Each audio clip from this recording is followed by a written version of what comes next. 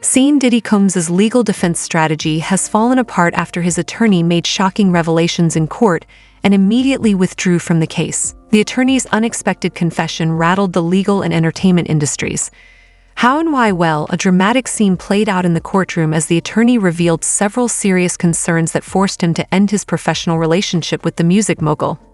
Are you curious as to what went down? In this video, we'll get a detailed analysis of the attorney's explosive testimony and what it means for Diddy's ongoing legal battles.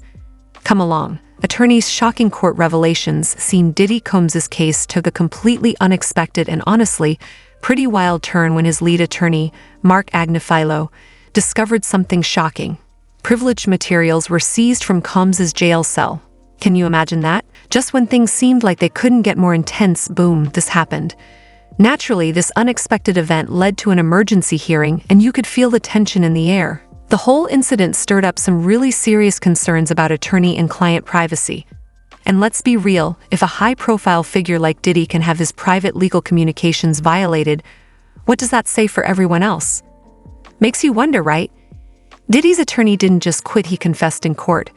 Why would a high-profile lawyer turn against one of the most powerful figures in the music industry? What did he see or know that made him walk away and reveal the truth to the world?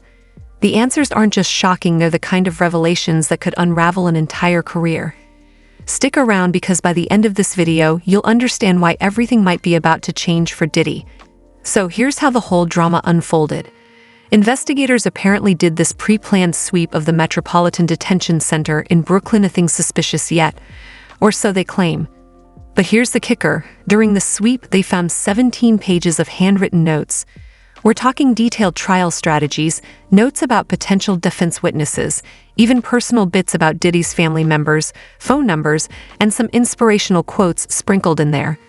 Now here's where things get spicy.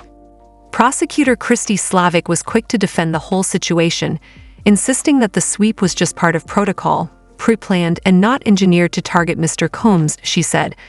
But Diddy's lawyer, Mark Agnifilo, wasn't having any of it. He called it straight up a complete institutional failure, and honestly, can you blame him? Imagine your private defense plans just being swiped up like that.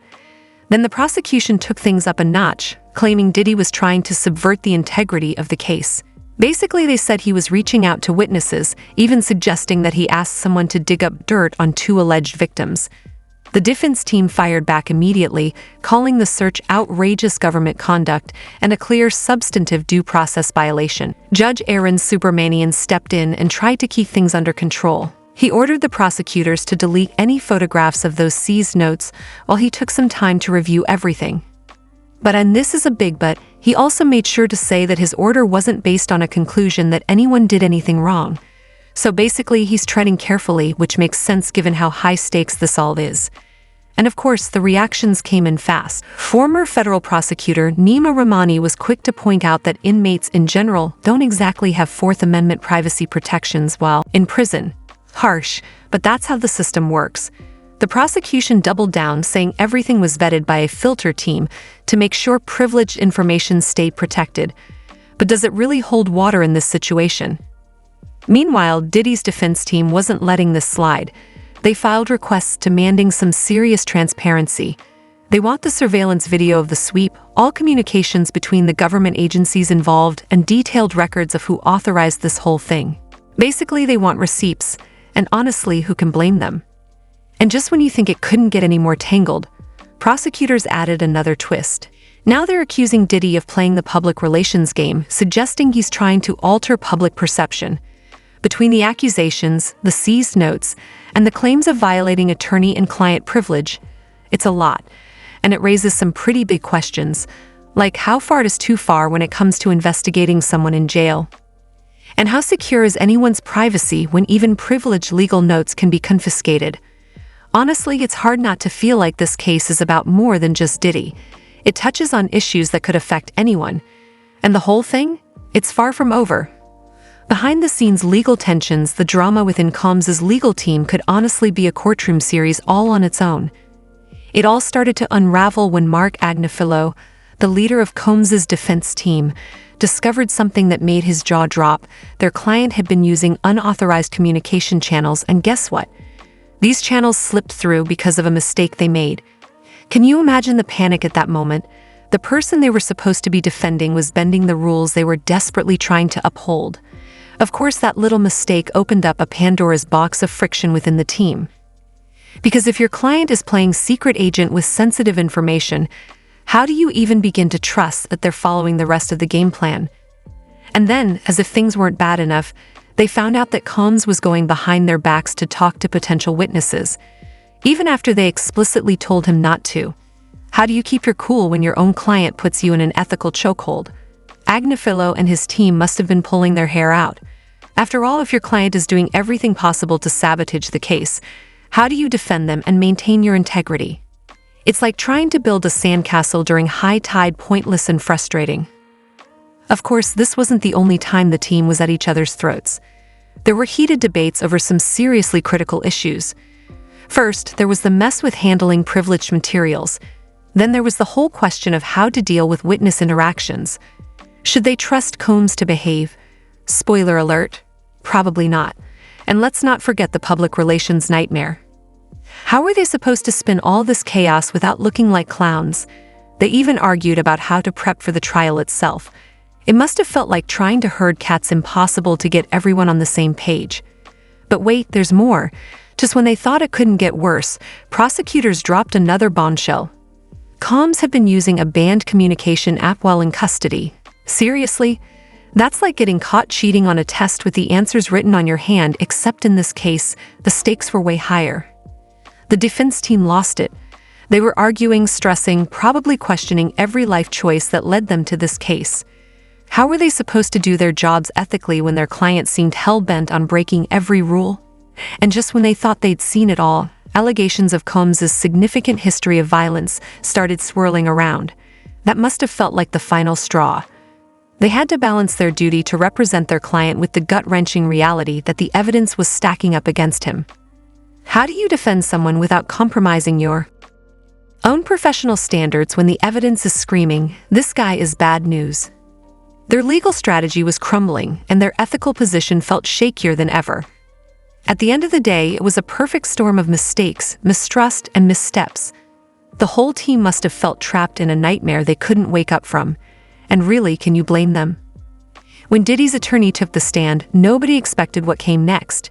Instead of defending his famous client, he confessed why he couldn't represent Diddy anymore, and it shook the courtroom. What could be so bad, so morally compromising, that even a lawyer couldn't keep quiet?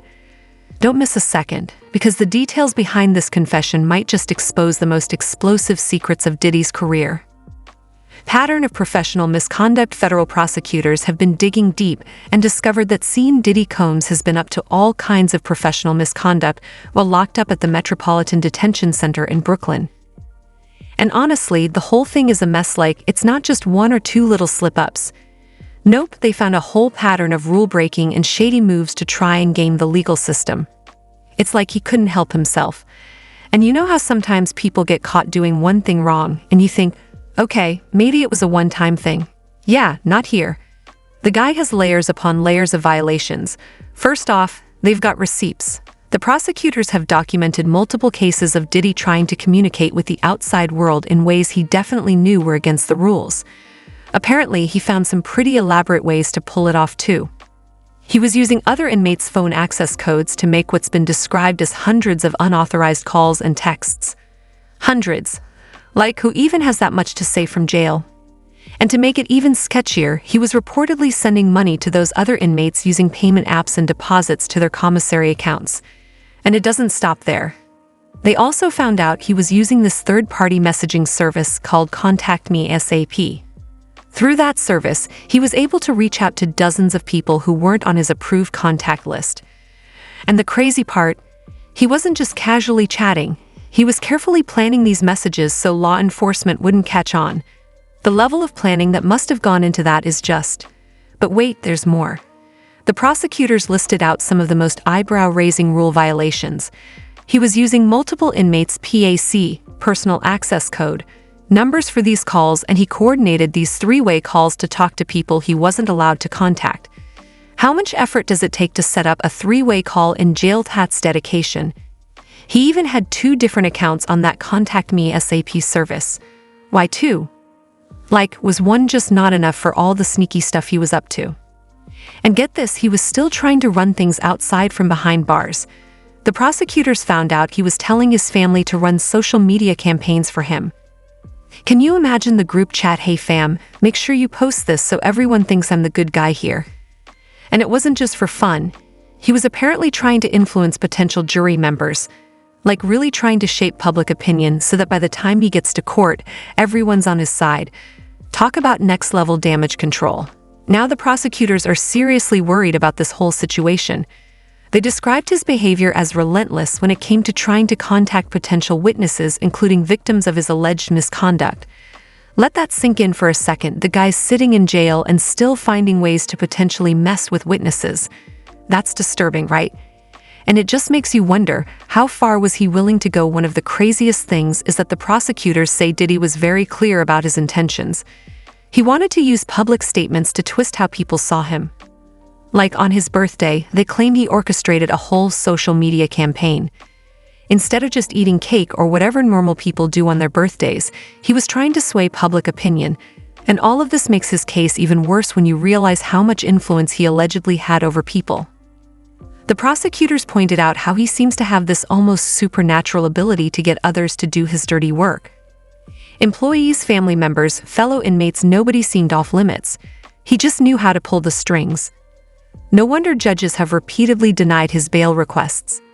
2 of them flat out said they were worried about witness tampering, and can you blame them?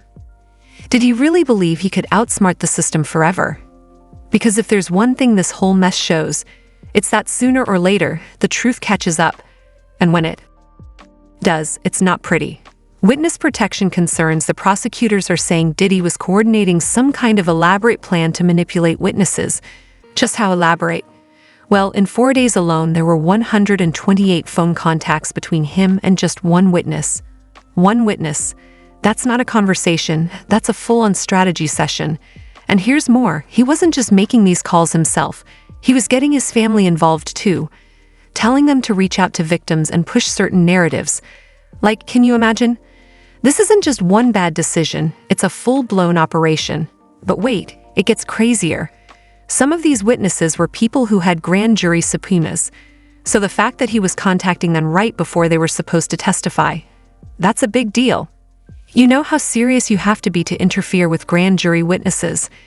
It's not just frowned upon, it's borderline career-ending, and yet here he is. And the prosecutors, they're not playing around. They caught him red-handed, and they're documenting every single move. And speaking of moves, the way Diddy allegedly went about all this was next-level sneaky. Like he really thought he could outsmart the system.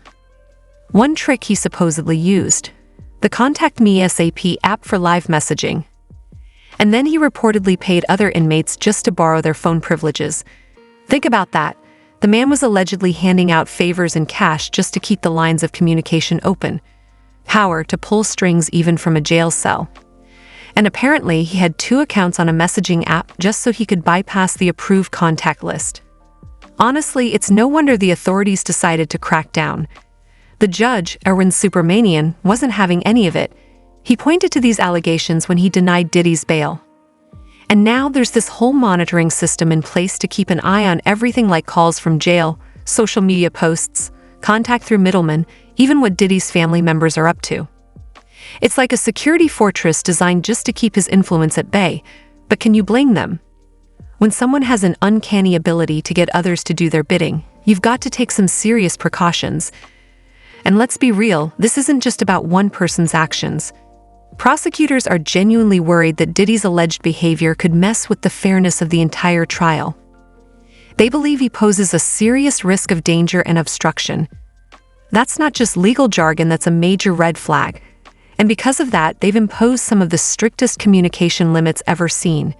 It's one thing to hear rumors about Diddy, but it's another when his own attorney steps into court and spills the truth.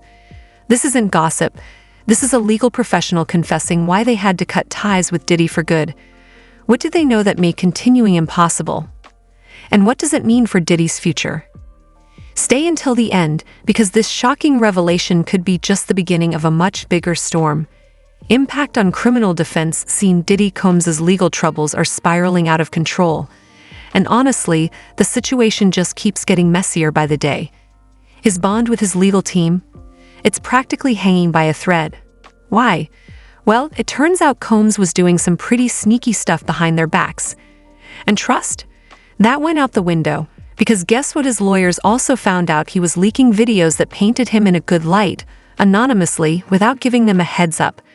But things hit rock bottom when prosecutors pulled out receipts showing Combs was using payment apps and deposits to the BOP commissary account for unauthorized communications. While his lawyers were out there telling everyone he was following detention rules, he was busy breaking them. Now, the case isn't just a simple courtroom drama, it's becoming one of the most intricate legal battles in recent memory. We're talking layers upon layers of complexity. Prosecutors are digging deep, uncovering stuff that's going way beyond the initial charges. And let's not forget the sheer volume of digital evidence. After raids on his Miami and LA properties, and even a private Florida airport, they found a whopping 96 electronic devices. That's like having a digital mountain to climb. Sorting through that much information, it's enough to make anyone's head spin. But it gets worse. Out of those devices, investigators found 90 terabytes of data.